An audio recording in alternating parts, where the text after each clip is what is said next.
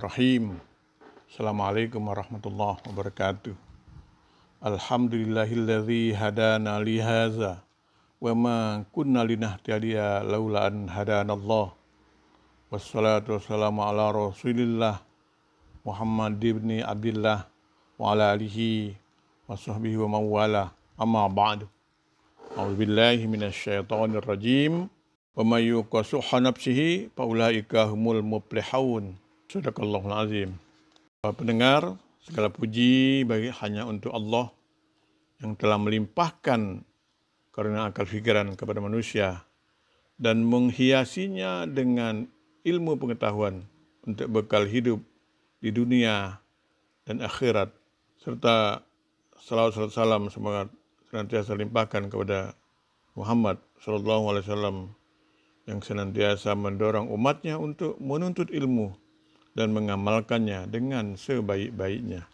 Sahabat pendengar, saya akan sedikit melihat tentang zakat mal. Tahu zakat saja. Perintah zakat ini, kalau kita melihat dalam Al-Quran, selalu disandingkan dengan perintah sholat. Jika sholat itu simbol hubungan antara manusia dengan Allah, maka zakat disimbolkan atau merupakan simbol hubungan yang baik antara seorang muslim dengan sesama manusia. Tentang zakat ini, ia disyariatkan dalam bentuk kewajiban mengeluarkan harta benda dengan kadar dan ukuran tertentu. Misalnya jika harta benda sudah mencapai ukuran kewajibannya, kita tentu tidak akan membahas teknis dan detail zakat dari sisi hukum fikih. Kita hanya akan melihat zakat dari sisi fungsinya, baik kepada pelakunya atau muzakkinya, dan juga kepada umat Islam secara keseluruhan. Sahabat pendengar, begitu pentingnya zakat bagi muzakki dan ataupun mustahik maupun umat Islam secara keseluruhan, hingga zakat ini merupakan bagian dari rukun Islam yang ketiga. Oleh karena itu, syariat Islam memberikan perhatian besar dan memberikan kedudukan tinggi pada zakat. Kedudukan zakat dalam Islam sudah banyak tentu diketahui oleh kita semua secara garis besarnya. Dulu Khalifah Abu Bakar Siddiq juga memutuskan untuk memerangi mereka yang enggan membayar zakat.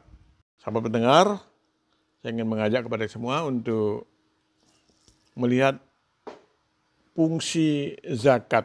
Tentu orang menggolongkan fungsi atau memposisikan fungsi zakat dalam banyak hal. Tetapi pada kesempatan ini saya akan paling tidak melihat dua saja dari fungsi zakat. Pertama, misalnya fungsinya mensucikan jiwa dan menambahkan keberkahan harta.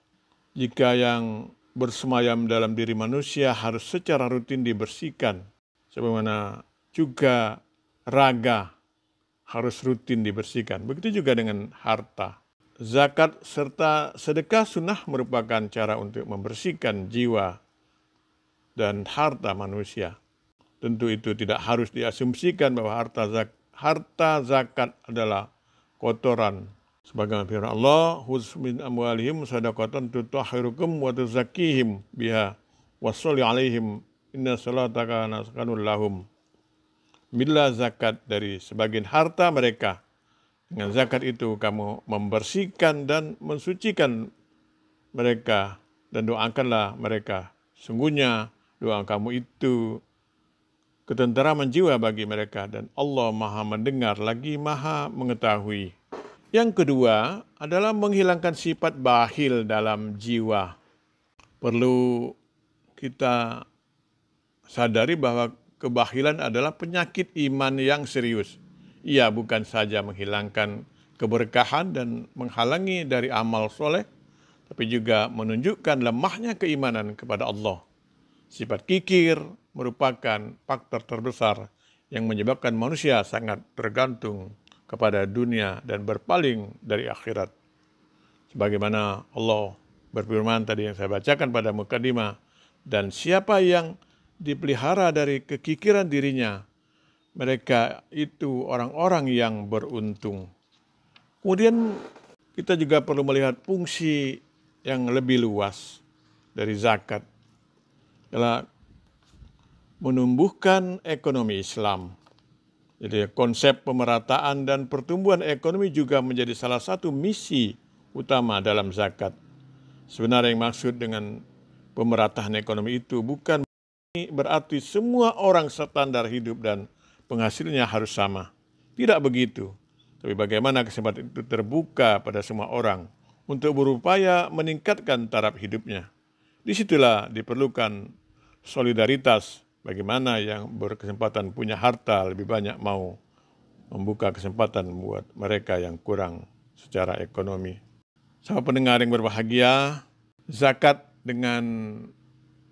kalau kita perhatikan mempunyai pengaruh signifikan dalam mendorong gerak roda perekonomian Islam dan mengembangkannya.